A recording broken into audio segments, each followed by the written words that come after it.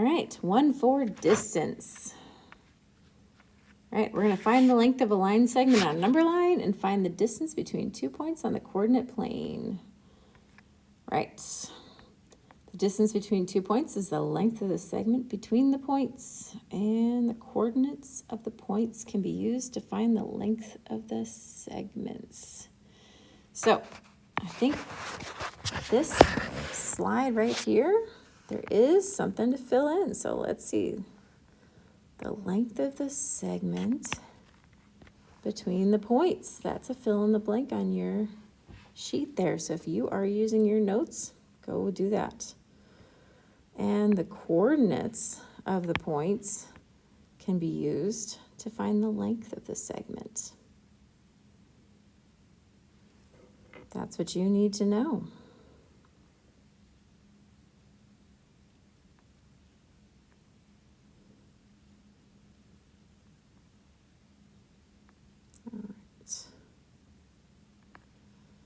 All right.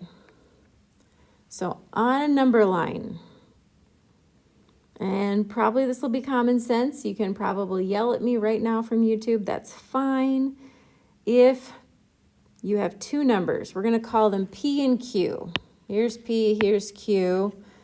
We're going to say P is x1, Q is x2. Then here's your equation. The distance from P to Q is the absolute value of x2 minus x1, or the absolute value of x1 minus x2. I don't actually care which one you use.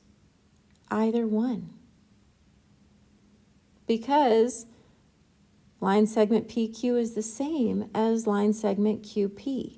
So the order in which you name the endpoints is not important when you calculate the distance. So this is what you need to write down right here. x2 minus x1. And you can write down or this one. If it makes you feel better to know that it doesn't matter, write them both down. That's your fill in the blank, but that's your equation for the distance formula on a number line.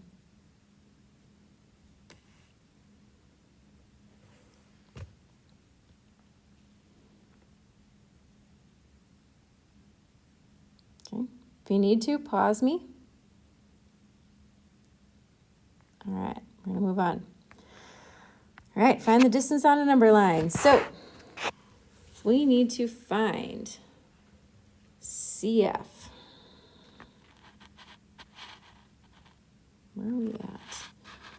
If we're going to find the distance from C to F, so this would be our x1, and this would be our x2, and it's going to be x2 minus x1. So that'd be the absolute value of 5 minus -1. That's what they've got written out here. Remember that minus and negative is positive. So the absolute value of 6, which is just 6. Absolute value means if it's negative inside there, make it positive, remember? So that's going to be 6. That's the distance of 6. Really what they want to know is what's the distance from here to here? How far apart are they? So you could count. You could go 1, 2, 3, 4, 5, 6. That is 6 right there. That's a really terrible 6. There you go, 6. Okay, so why do you think the distance formula uses absolute values? Well, I think I could show you. Let's go back up here. What if we did the absolute value of x1 minus x2? Let's go the other way around and do -1 minus 5. That becomes -6. And absolute value then becomes 6. What if we didn't use the absolute value? Does it make sense that the distance would be -6? Have you ever gone -6 miles? Have you ever gone -6 feet? -6 inches? Distance isn't negative.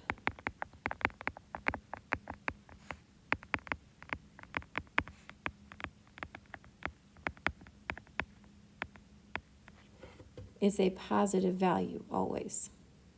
It has no negative connotation to it. There you go. Okay. All right, so go ahead and practice number 1, number 2, and let's meet up at the next part. Pause me. All right, here's your answers. Number 1 is C. Oh, we'll go on to number 2. Okay, sorry. Segment congruence. Determine whether CB and DF are congruent. So you would have to discover CB and DF's distance. So CB, you would do that distance of 2, and DF, that's 3. 2, is that equal to 3? No. So they are not congruent. Not congruent. Okay. So your practice for 2. Hopefully you've done that. If not, pause me. And those ones were not congruent either. All right, let's go on to the next learn. The endpoints of a segment on the coordinate plane can be used to find the length of that segment by using the distance formula. So this is your next fill in the blank, this distance formula. This one is worth the price of admission, guys. This distance formula is used all year. Memorize. Okay? You're going to use this one. You're going to use this one. Can I say this like 6 more times? Okay, I'll stop doing that. All right, I'm going to erase. All right. So here is the distance formula. By the way, the distance formula is not that terrible. It's actually based off of something you know, and I'm going to show it to you, and it might make it a little bit easier for you to remember, okay? So here it is. This is the distance formula. And I want you to go ahead and write that down in the box that you have there on your notes.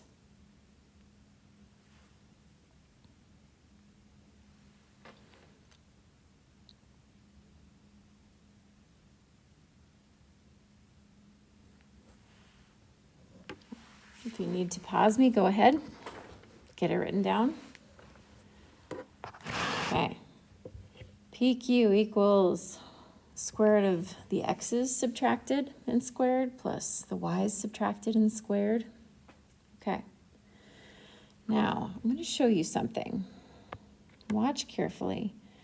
If I squared both sides, that would get rid of this squared. So that would be then PQ squared equals the x's squared plus the y's. There we go. I know those x's looked kind of funky and I wrote one of them wrong there. Let's do that better. Okay.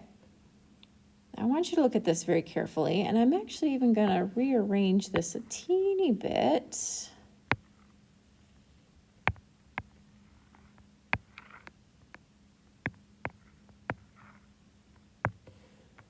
I wonder, does this look like anything that you've seen before? Something squared plus something squared equals something squared.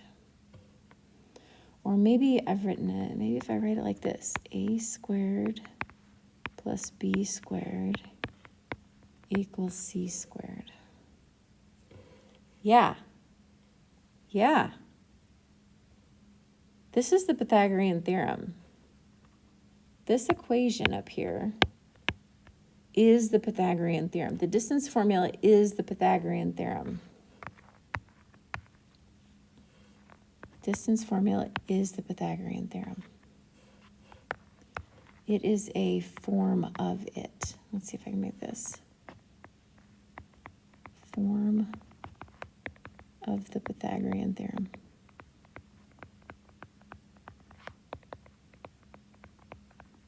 Okay? So you've seen this. You've done this before. It's not brand new. And I'm going to show you how it came to be. So let me look at this. I'm going to zoom us in a little bit on here.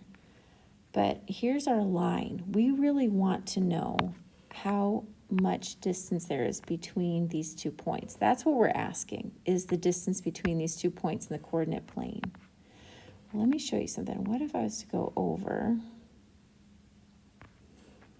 and then up and make myself a right triangle right there? The Pythagorean theorem tells us that A and B and C, that A squared plus B squared will equal C squared. That make sense? Okay. And this distance right here, B, is the difference of the y's. It's actually y2 minus y1, because it's the distance from here to here. And A is equal to x2 minus x1. That x's, my x's are having a problem being written today. It's that distance between the x's.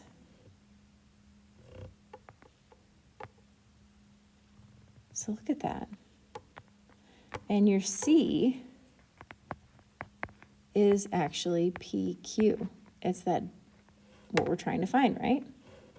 So look at that. A squared plus B squared equals C squared. Well, my A is x2 minus y1, or x2 minus x1 squared. My B is y2 minus y1 squared. And PQ is what we're trying to find, so we don't want it squared. So instead, we square rooted this side over here to get rid of that square.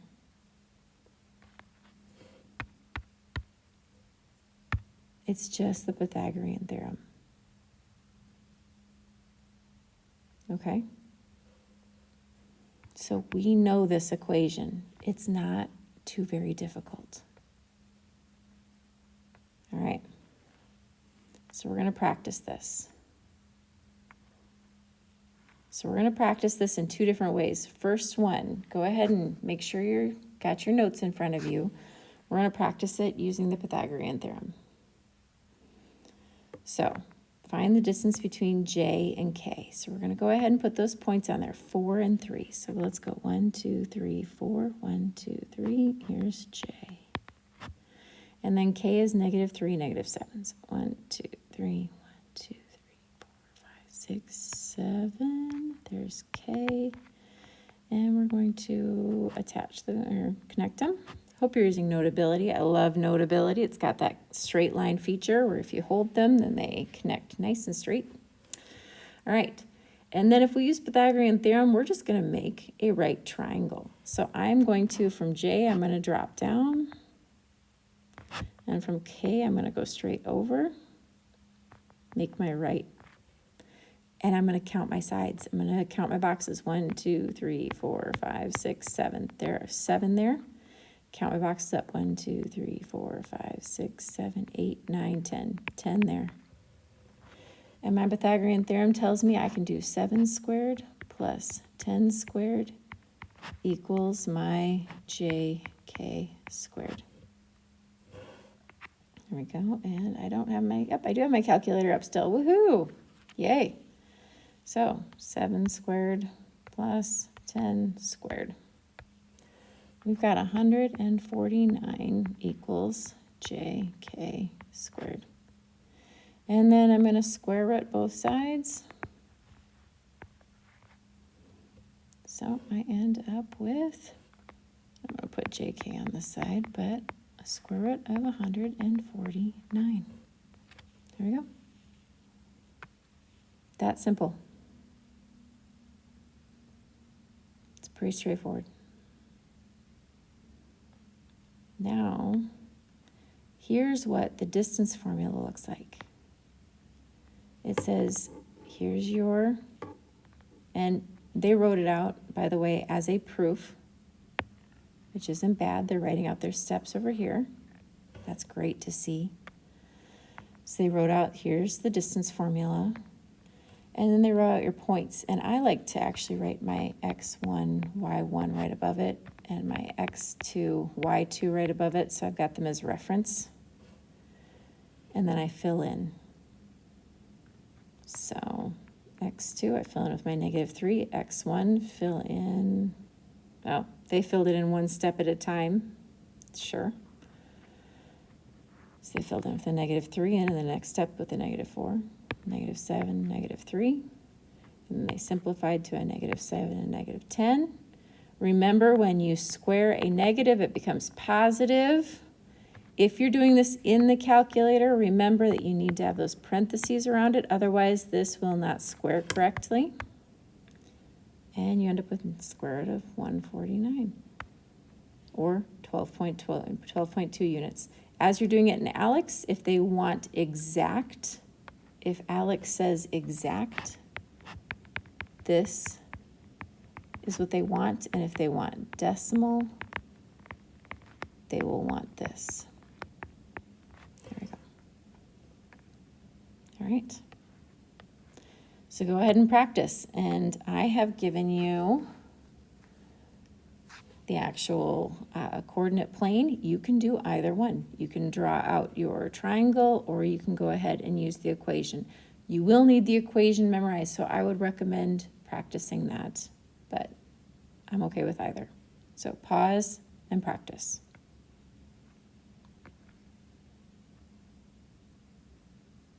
Okay, hopefully you're back. The answer was that square root 290. Okay, and go ahead and practice this one. Pause.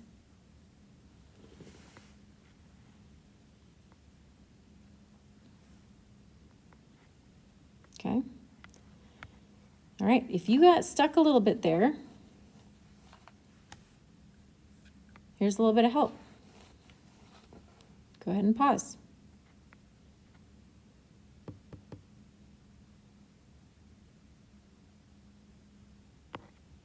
Okay.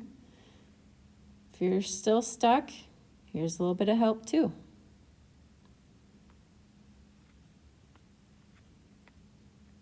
Okay.